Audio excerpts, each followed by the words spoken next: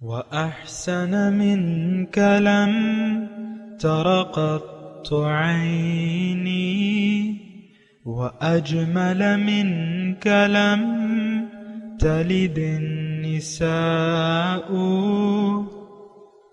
خلقت مبرأ من كل عيب، خلقت مبرأ من كل عيب، كأنك قد خلقت كما تشاء.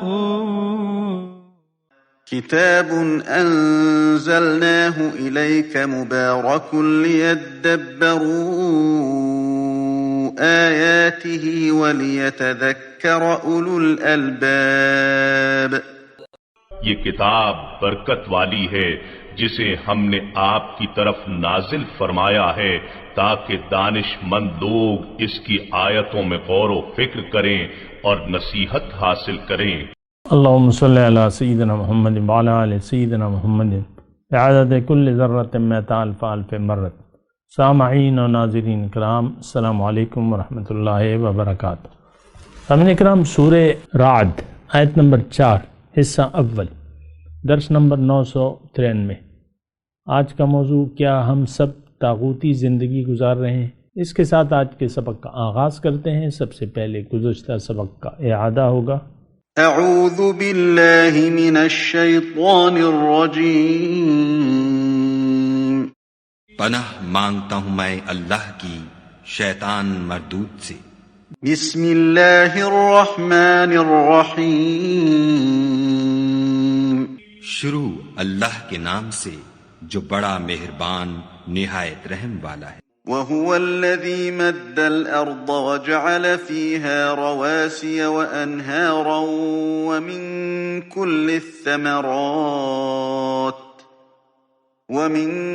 كل الثمرات جعل فيها زوجين اثنين يغشي الليل النهار إن في ذلك لآيات لقوم يتفكرون۔ اور وہ وہی ہے جس نے زمین کو پھیلایا اور اس میں پہاڑ اور دریا پیدا کیے اور ہر طرح کے میووں کی دو دو قسمیں بنائیں۔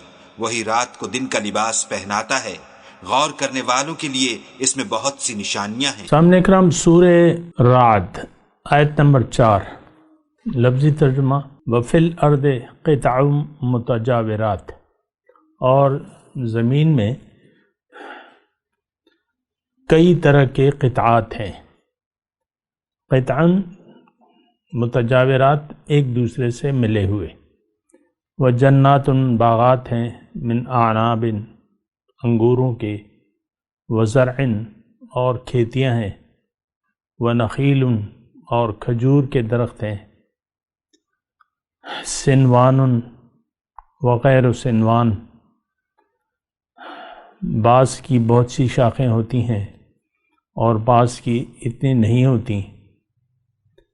یسقا بماء واحد، باوجود اس کے کہ پانی سب کو ایک ہی ملتا ہے۔ وَنُفَضِّلُ بَعْدَهَا عَلَى بَعْدٍ فِي الْأُكُلِ، اور ہم بعض میووں کو بعض پر لذت میں فضیلت دیتے ہیں۔ ان فی ذالک لآیات، بے شک اس میں نشانیاں ہیں، لقوم یعقلون، سمجھنے والوں کے لیے۔ بات اصل میں توحید کی ہے۔ سامنے کرام، اللہ تعالیٰ نے ہمیں بنایا ہے اپنے لیے۔ اللہ تک پہنچنے کا راستہ عقل و فکر شعور سے ہو کے گیا ہے، اور اگر کوئی بنا سوچے سمجھے زندگی گزار دے یا تدبر سے کام نہ لے جو اللہ تعالیٰ نے اسے قوتیں دی ہیں سوچنے کی اور سمجھنے کی، اگر یہ اس سے کام نہ لے تو پھر اس کا انجام نقصان ہے۔ یہ بات نوٹ کر لیں۔ پھر اس میں یہ ہوتا ہے کہ ہدایت جو کہ مطلوب ہے اور ہدایت کا اتباع جو کہ مطلوب ہے، اگر انسان سوچ سمجھ سے کام نہ لے اپنی منچاہی امیدیں، امنگیں، سوچیں، اس کا یعنی قرآن کے الفاظ میں اس کو گمان کہا گیا ہے۔ وَمَا يَتَّبِعُ أَكْثَرُهُمْ إِلَّا الظَّنَّ وَإِنَّ الظَّنَّ لَا يُغْنِي مِنَ الْحَقِّ شَيْئًا۔ اگر آپ ایک گمان سے کام لیں گے، ایک خیال سے کام لیں گے، تو پھر آپ ناکام رہیں گے، پھر آپ حق تک نہیں پہنچ سکیں گے۔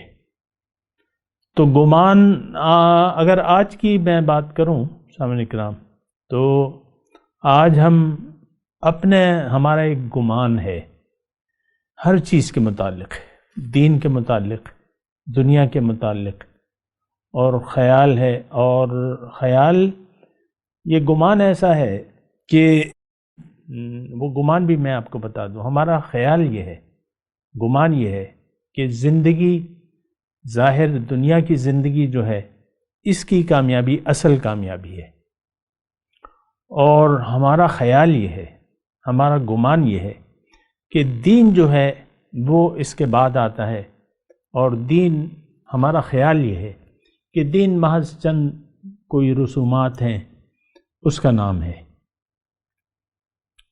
کہ آپ ایک دوسرے سے ملیں گے تو کیسے ملیں گے، کن الفاظ سے ایک دوسرے کو مخاطب کریں گے، السلام علیکم کہیں گے یا نمستے کہیں گے یا کوئی اور جملہ۔ یہ میں اپنا خیال بتا رہا ہوں، یعنی آج کا جو ہم مسلمان ہیں، ہمارا خیال یہ ہے دین ایک ثانوی چیز ہے۔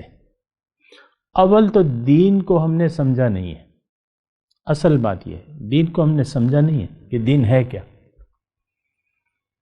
ہمارے خیال میں وہی گمان ہو گئے نا، ہمارے گمان میں دین چند ایک عبادات کا نام ہے، کسی کو تکلیف نہ دو، اخلاق اچھے رکھو، یعنی جو بھی اس کے، یہ میں الفاظ تو گہرے ہیں کیونکہ دین تو سارا اخلاق ہے، لیکن ہماری نظر میں جو ہم خیال کرتے ہیں اخلاق کو، وہ ایک الگ چیز ہے۔ اور اسی طرح یعنی ہم یہ سوچتے ہیں کہ نماز اللہ کا حکم ہے، پڑھ لیا کرو، روزہ رکھ لیا کرو، زکوٰۃ حج وغیرہ کر لیا کرو، بس ختم ہو گئی بات۔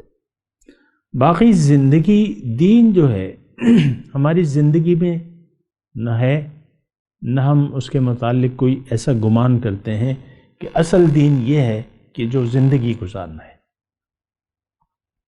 اور یہ بہت یعنی ایک عام رویہ ہے سامنے کرام، اس پہ میں جتنا بھی بول لوں تو کم ہے، لیکن اصل آپ دیکھ لیں خود، گھر میں بیٹھی ہوئی خاتون خانہ ہے مثال کے طور پہ، یا اس کا میاں ہے، ان دونوں نے ایک دوسرے سے اپنی مرضی سے تعلقات قائم کیے ہوئے۔ اصل تو وہ بنیادی ایک دھوکہ ہے، جو اصل ہماری کمزوری ہے اور جو ہمیں ایک دھوکہ لگ گیا ہے دنیا، ظاہر دنیا کا، تو اصل تو وہ دھوکہ ہے۔ اس کے بعد اس دھوکے کی بنیاد پہ ہم جو زندگی گزارتے ہیں، وہ لازماً پھر ہم اپنی مرضی سے ہی زندگی گزاریں گے۔ اور وہ میں نے آپ کو کہا نا، گھر میں جو بیٹھے ہوئے ہیں، تو یہ تو میں ایک مثال کے طور پہ آپ کو یہ بات کرتا ہوں، اصل تو میری وہ نقطہ یہ نہیں ہوتا، لیکن گھر میں ہم ظاہر ہے کہ سارے لوگ گھروں میں رہتے ہیں، ایک خاندانی نظام ہوگا، ماں باپ ہوں گے یا میاں بیوی ہوں گے یا اس کی اولاد ہوگی، تو ہم ایک دوسرے سے اپنی مرضی سے سلوک کرتے ہیں۔ ماں باپ اپنی مرضی سے اپنی اولاد کو تیار کرتے ہیں، اور وہ تیاری دنیا کی ہوتی ہے۔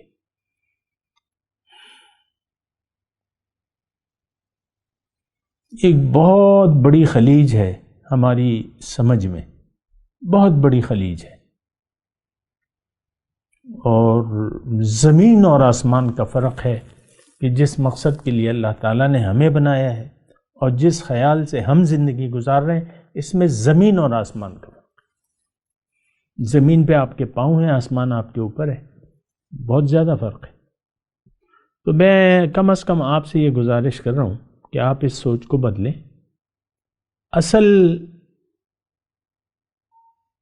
حقیقت کو پائیں۔ حقیقت کیا ہے؟ اپنی پیدائش پر غور کریں، اپنے خالق کے بارے میں غور کریں، خالق سے پوچھیں کہ اس نے آپ کو کیوں بنایا ہے، مقصد کیا ہے، کرنا کیا ہے۔ جب تک آپ خوب اس میں سوچ اور تدبر سے کام نہیں لیں گے تو آپ ایک ناکام زندگی گزار کے جائیں گے، یہ بات نوٹ کر لیں اچھے طریقے سے۔ اللہ اکبر۔ تو اچھا، اب میں اپنے مضمون کی طرف آتا ہوں۔ جو آیت میں نے آپ کو پڑھ کے سنائی ہے ترجمہ، وَفِي الْأَرْضِ قِطَعٌ مُتَجَاوِرَاتٌ وَجَنَّاتٌ مِّنْ أَعْنَابٍ وَزَرْعٌ وَالنَّخِيلٌ صِنْوَانٌ غَيْرُ صِنْوَانٍ يُسْقَىٰ بِمَاءٍ وَاحِدٍ نُفَضِّلُ بَعْضَهَا عَلَىٰ بَعْضٍ فِي الْأُكُلِ إِنَّ فِي ذَلِكَ لَآيَاتٍ لِقَوْمٍ يَعْقِلُونَ۔ اس میں نشانیاں ہیں۔ اب ایک بات تو یہ ہے، میں آپ کو کہہ رہا ہوں نا کہ ہر جگہ جو ہے وہ ایک خیال ہمارا غالب آ جاتا ہے۔ اب یہ جو آیات میں پڑھ رہا ہوں، ہمارا خیال ہے کہ یہ تو کافروں کو متوجہ کرنے کے لیے ہیں، یہ تو کافروں کو، یعنی ظاہر ہے کہ سورج جو ہے وہ ہے بھی مکی۔ پھر ادھر ہمارا یہ خیال یہ ہے کہ ہم مسلمان ہیں، حضور کے امتی ہیں، اور پھر وہی گمانات اور خیالات جو ہمارے، میں نے ابھی آپ کو بتائے، وہی اس کے مطابق ہم زندگی گزار رہے ہیں۔ اس کا نتیجہ یہ ہے کہ قرآن میں ہم نے تدبر چھوڑ دیا ہے۔ اب یہاں تو آیت میں کھلی طرح اللہ تعالیٰ فرما رہا ہے کہ ان فی ذالک لآیات لقوم یعقلون، اس میں بہت سی نشانیاں ہیں عقل والوں کی، لیکن عقل سے تو ہم کام لیتے نہیں، ہم تو ایک گمان کے تحت زندگی گزار رہے ہیں۔ میں آج سب مسلمانوں کی بات کر رہا ہوں، جتنے بھی ہیں، 1.5 ارب ہیں، جو بھی ہیں، یہ سب مسلمان اپنے گمان اور اپنے خیال کے مطابق زندگی گزار رہے ہیں۔ سوچ سمجھ سے ان کا کوئی کام نہیں ہے حقیقی طور پہ کہ یہ عقل سے کام لیں، سوچیں اپنے خالق کے بارے میں، اپنے مقصد حیات کے بارے میں، اپنی منزل کے بارے میں، اپنے راستے کے بارے میں۔ بہرحال میں دوبارہ اپنی آیت کے مضمون کی طرف آتا ہوں۔ یہ آیت جو ہے، اس میں اللہ تعالیٰ اپنی قدرتیں بتا رہا ہے۔ ان تمام، ابھی انشاءاللہ ہم تذکرہ کریں گے، اس تمام جو اس آیت نمبر 4 میں جو مضمون ہے وہ یہ ہے کہ دیکھو اے انسان، یہ دنیا میں نے سوچ سمجھ کے بنائی ہے اور اس میں بڑی حکمتیں ہیں، اور میری قدرت تمہیں اس میں نظر آئے گی اگر تم سوچو۔ وہ پشتوں میں بعض مثالیں تو اچھی نہیں ہوتی ہیں، بعض اچھی ہوتی ہیں، اور ایک ضرب المثل جو ہے پشتوں میں یہ ہے کہ خدا چالی دل نہ دیکھو پا قدرتوں نے پیجنی۔ اللہ تعالیٰ کو تو کسی نے نہیں دیکھا، لیکن اس کی قدرتوں کے ذریعے اس کی پہچان ہو سکتی ہے۔ تو یہاں نشانیاں بیان ہو رہی ہیں سامنے کی طرف۔ ایک بات میں یہاں ضمنی طور پہ عرض کر دوں، ایک بات اس کو آپ ذرا سمجھیں اور سنیں۔ اگر ہم میں سے کوئی شخص، اور یقیناً ہم میں سے ہر شخص ظاہر کے دھوکے میں مبتلا ہے، ظاہر کے پیچھے دوڑ رہا ہے، ظاہر ہی ہماری منزل ہے، ظاہر ہی ہمارا مقصود، محبوب اور مطلوب بن گیا۔ اس صورت میں آپ کو قرآن سے کوئی فائدہ نہیں ہوگا، یہ بات میں آپ کو بھی بتا دوں۔ روایتی طور پر پھر سب کچھ روایتی طور پہ ہوگا۔ اگر آپ قرآن کی تلاوت کریں گے، ترجمہ پڑھیں گے مثال کے طور پہ، یا اس کی تفسیر کسی کتاب میں پڑھیں گے، یا کسی مقرر سے سنیں گے، تو یہ روایتی طور پہ ہوتا ہے۔ اور قرآن اصل میں مسئلہ کیا ہے؟ مسئلہ یہ ہے کہ ہم نے تو اپنی زندگی کی ایک راہ کو متعین کر لیا ہے کہ ہم نے دنیا داری کے راستے پر چلنا ہے، دنیا بھی میری منزل ہے اور یہی میری ترجیح ہے۔ اس کے بعد ہماری کوئی ترجیح رہ جاتی نہیں ہے، اور ظاہر ہے کہ جو آپ کا مقصود بن جاتا ہے وہی آپ کو محبوب ہو جاتا ہے۔ یہ بات نوٹ کر لیں، جو چیز آپ کی مقصود ہو جاتی ہے زندگی میں وہی پھر آپ کو پیاری لگنے لگتی ہے۔ اب یہ مثال کے طور پہ عرض کر رہا ہوں، میں تو قابل نہیں تھا، میرے ماں باپ نے مجھے چاہا تھا کہ میں ڈاکٹر بن جاؤں، لیکن نہیں بن سکا۔ اب ڈاکٹری کی کتابیں عام آدمی، مطلب یہ ہے کہ ہر ایک جو ہے اس کا اہل نہیں ہوتا ڈاکٹر بننے کا، یعنی ہر طالب علم۔ بعض بچے قابل ہوتے ہیں اور قابلیت پھر یہ ہے کہ وہ ان کے ایک مقصد بنا لیتے ہیں، پھر اس کو وہ محبوب لگنے لگتا ہے، تو پھر میڈیکل کی کتابیں جو کہ پیچیدہ تر ہوتی ہیں یا تفصیل طلب ہوتی ہیں، تفصیلی ہوتی ہیں، تو اس کو وہ پھر سمجھنے لگتا ہے۔ پیریڈ میں دلچسپی لیتا ہے میڈیکل کا طالب، اپنے کورس میں دلچسپی لیتا ہے، سیکھنے کی کوشش کرتا ہے، کیونکہ اس کے سامنے ایک سنہرا مستقبل ہے اور اس کے لیے وہ سر دھڑ کی بازی لگانے کے لیے تیار ہوتا ہے۔ بعض وقت میڈیکل کے طالب علم رد جگہ کرتے ہیں، بعض وقت کیا کرتے ہیں، فضولیات سے پرہیز کرتے ہیں، اور وہ اپنے کام پر توجہ دیتے ہیں، اپنے کورس پہ توجہ دیتے ہیں، اور آہستہ آہستہ وہ ہو جاتے ہیں۔ لیکن اس تمام بات سے میرا مطلب یہ ہے کہ جو چیز آپ کی مقصد بن جائے اس سے آپ کو محبت بھی ہو جاتی۔ اب ایک موسیقار ہے مثال کے طور پہ، گانے گا رہا ہے، یہ تو کہتا ہے میری موسیقی میری زندگی ہے، ایسی بات سننے میں آتی ہے۔ یا اداکاری جو ہے، آپ دیکھ لیں اکثر اداکار جو ہے کرتے کرتے جو ہے جوانی میں قدم رکھا اداکاری کے پیشے میں، اور ایکٹنگ کرتے کرتے جان بھی دے گئے، بوڑھے ہو گئے، بڈھے ہو گئے، ہر قسم کا رول ہوتا ہے، بہت سے ہوتا ہے۔ تو یہ پھر جو آپ کا مقصد بن جاتا ہے اس سے آپ کو محبت بھی ہو جاتی ہے، اور پھر اس میں آپ کا دل لگتا ہے۔ آپ دیکھ لیں یہ بہت سی، مطلب یہ آپ یعنی ایک بہت میں نے اللہ تعالیٰ کی توفیق سے باحکمت بات کی ہے، اس کی آپ حکمت پر غور کریں، یعنی تفصیل اس میں موجود ہے لیکن میں ابھی کر نہیں رہا۔ میں اپنے مضمون کی طرف آتا ہوں، آیت نمبر 4 سورہ رعد۔ اس آیت مبارکہ میں اللہ تعالیٰ اپنی قدرتیں بتا رہا ہے، جو سوچ سمجھ سے کام لیتے ہیں ان لوگوں کو، اور اس میں اللہ تعالیٰ کی قدرت کی نشانیاں ہیں۔ دیکھیں یہاں بیان ہو رہا ہے انگور، کھیتیاں اور کھجور، پھر مختلف کے قطعات زمین، پھر مختلف قسم کے پھل اور ان کے ذائقے، ان کے رنگ، ان کی تاثیرات، یہ سب اس میں بیان ہو رہے ہیں۔ اللہ تعالیٰ فرمانے اس میں نشانیاں ہیں۔ دیکھیں ایک بات غور کریں، ہم غور نہیں کرتے۔ انسان جو چیز بناتا ہے اس کے لیے کارخانہ یعنی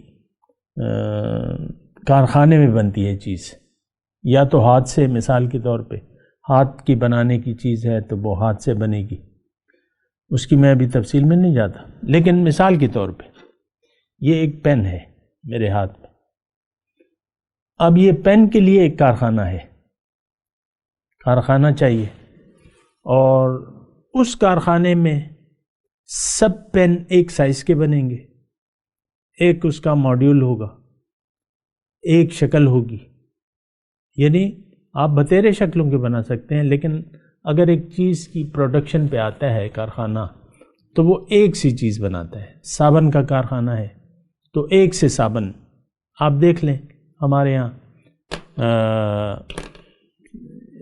کوئی لکس صابن ہے مثال کے طور پہ، تو ایک خاص اس کی خوشبو، ایک مہک، بس سارے اس طرح ہوں گے۔ یعنی خلاصہ کلام یہ ہے کہ کارخانے کے ذریعے چیزیں بنتی ہیں آج کل کے دور میں، اور سب پھر ایک شکل کی، ایک طرح کی، ایک ساری خصوصیات ایک سی ہوتی ہیں، اور اس پہ لکھا ہوتا ہے کہ یہ خصوصیات ہیں۔ اب اللہ تعالیٰ کی ذات کو آپ دیکھیں، محسوس کریں کہ وہ جو چیزیں بنا رہا ہے اس میں کارخانے کی ضرورت نہیں ہے۔ انگور بن رہے ہیں، کھجوریں بن رہی ہیں، اور ساری چیزیں بن رہی ہیں، لیکن وہ خود بخود بن رہی ہیں، اللہ کے حکم سے بن رہی ہیں۔ انگور کی مختلف اقسام ہیں، پھر ایک ہی باغات میں مختلف قسم کے ہر انگور کا، میں تو یہ نہیں کہہ رہا کہ ایک قسم مطلب ایک قسم کے انگور ہیں تو اس کا ایک ذائقہ ہو، لیکن یہ ہو سکتا ہے کہ ایک گچھے میں ایک انگور کا ذائقہ کچھ ہو اور دوسرے کا ذائقہ کچھ ہو، ایسا ہو سکتا ہے، کچے پکے یہ ہو سکتا ہے ہوتے ہیں۔ خیر، انگوروں کی اب اقسام ہیں، مختلف اقسام ہیں، آپ کو معلوم ہے۔ جو اس وقت مجھے یاد آ رہے ہیں، کالے رنگ کے انگور ہیں، سرخ رنگ کے انگور ہیں، براؤن کلر کے انگور ہیں، بڑے انگور ہیں، چھوٹے انگور ہیں، لمبے انگور ہیں، بیج والے ہیں، بغیر بیج والے ہیں، اور پھر ذائقے مختلف ہیں۔ ان تمام کے ذائقے، ایک باغ میں آپ مختلف قسم کے انگور اگا سکتے ہیں۔ مثال کے طور پہ عرض کر رہا ہوں، یہ نہیں ہو سکتا کہ کبھی انگور کا باغ لگایا جائے اور وہ آم دینا شروع کر دے، یا کھجور کا درخت لگایا جائے اس میں انار اگائیں، یہ نہیں ہو سکتا۔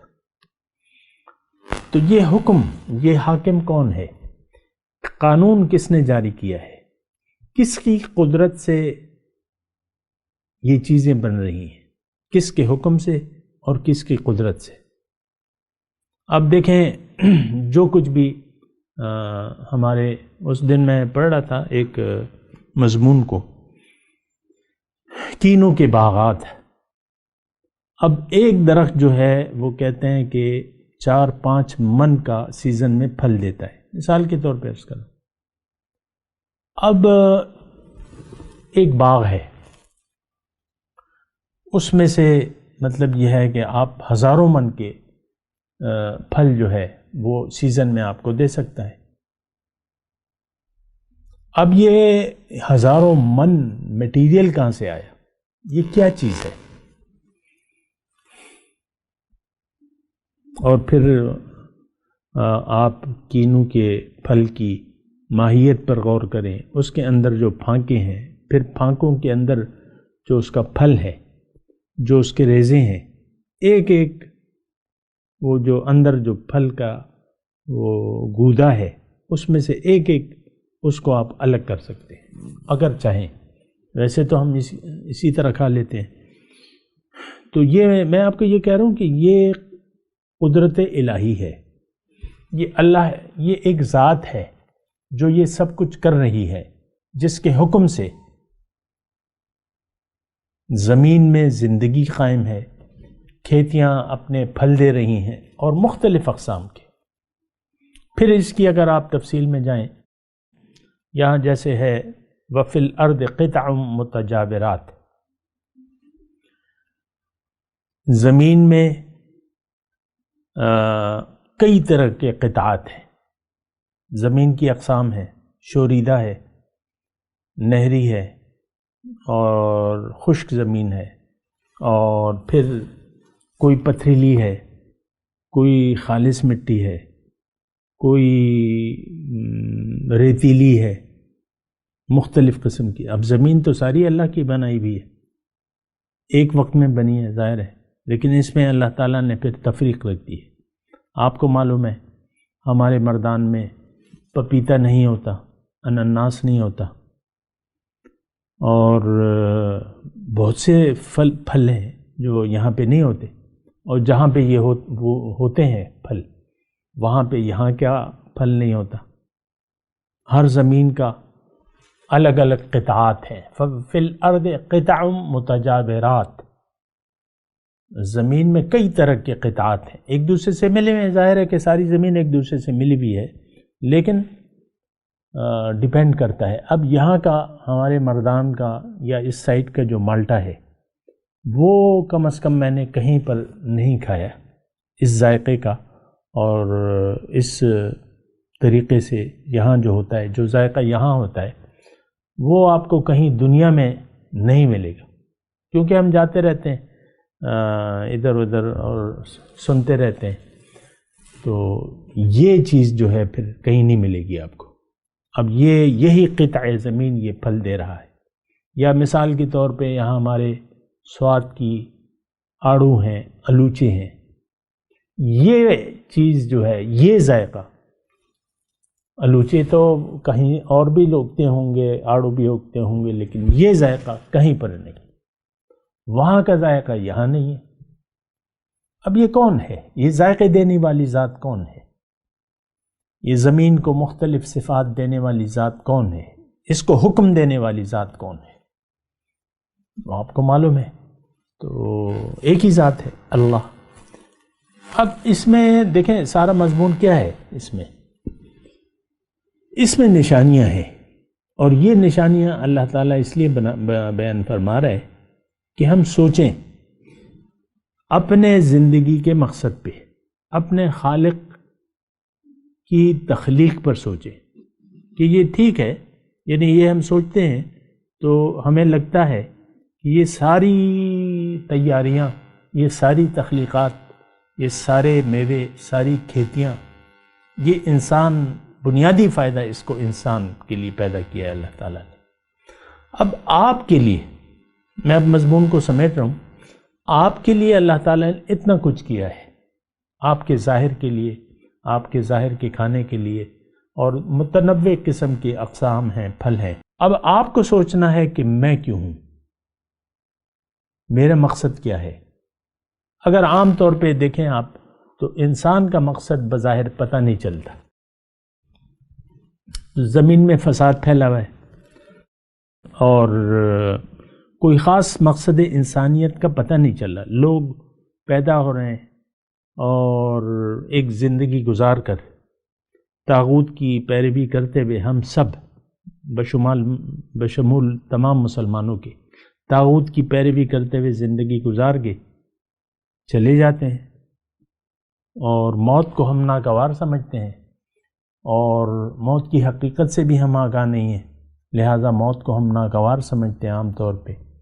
اور آپ دیکھ لیں کسی بچے کی پیدائش پر آپ خوشی مناتے ہیں اور موت پر آپ غم مناتے ہیں۔ وہ تو خیر ایک الگ مسئلہ ہے، ابھی تو میرے پاس اتنا ٹائم نہیں ہے وہ آپ کو بتاؤں، لیکن بات یہ ہے، مختصر بات یہ ہے کہ آپ نے سوچنا ہے، اگر آپ کے پاس عقل ہے اور آپ اپنے آپ کو عقل مند کہتے ہیں، تو آپ کو پھر سوچنا ہوگا کہ میری جو ذات ہے، میں، آپ اپنا سوچیں، اوروں کا نہ سوچیں۔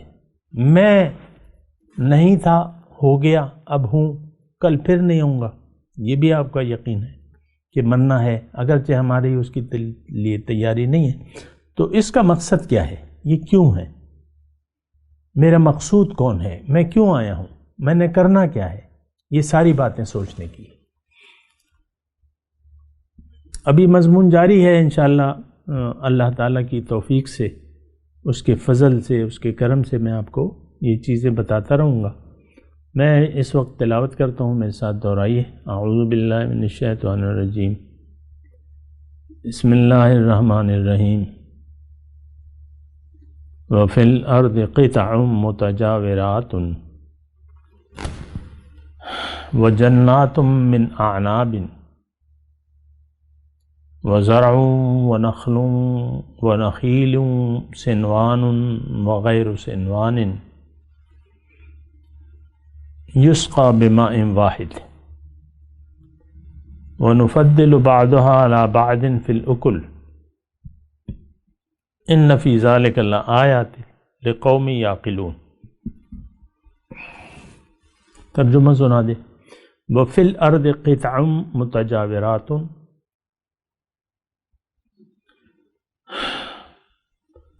اور زمین میں کئی طرح کے قطعات ہیں، متجاورات ایک دوسرے سے ملے ہوئے۔ وجنات من اعناب، انگور کے باغات ہیں، وزرع، کھیتیاں ہیں، ونخیل، کھجور کے درخت ہیں، وسنوان وغیر سنوان، بعض کی بہت سی شاخیں ہوتی ہیں، بعض کی اتنی نہیں ہوتی۔ یسقى بماء واحد، باوجود یہ کہ پانی سب کو ایک ہی ملتا ہے۔ وَنُفَضِّلُ بَعْضُهَا عَلَى بَعْضٍ فِي الْأُكُلِ، اور بعض میووں کو ہم بعض پر لذت میں فضیلت دیتے ہیں۔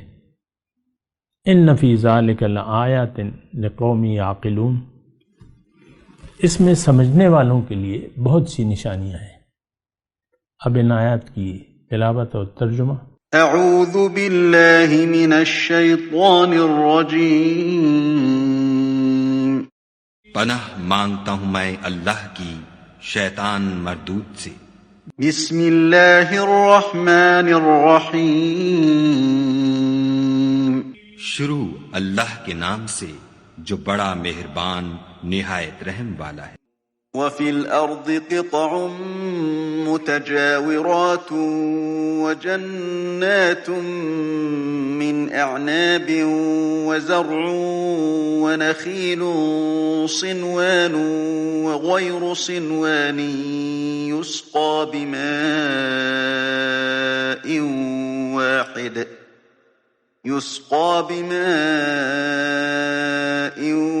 واحد ونفضل بعضها على بعض في الأكل إن في ذلك لآيات لقوم يعقلون۔ اور زمین میں کئی طرح کے قطعات ہیں ایک دوسرے سے ملے ہوئے، اور انگور کے باغ اور کھیتی اور کھجور کے درخت، بعض کی بہت سی شاخیں ہیں اور بعض کی اتنی نہیں ہوتی، باوجود کہ پانی سب کو ایک ہی ملتا ہے، اور ہم بعض میووں کو بعض پر لذت میں فضیلت دیتے ہیں، اور اس میں سمجھنے والوں کے لیے بہت سی نشانیاں ہیں۔ اس کے ساتھ ہی آج کے درس کا وقت اختتام کو پہنچا۔ اگلے درس میں انشاءاللہ پھر ملاقات ہوگی۔ وآخر دعوانا ان الحمدللہ رب العالمین، والسلام علیکم ورحمۃ اللہ وبرکاتہ۔ مولاي صل وسلم دائما أبدا على حبيبك خير الخلق كلهم۔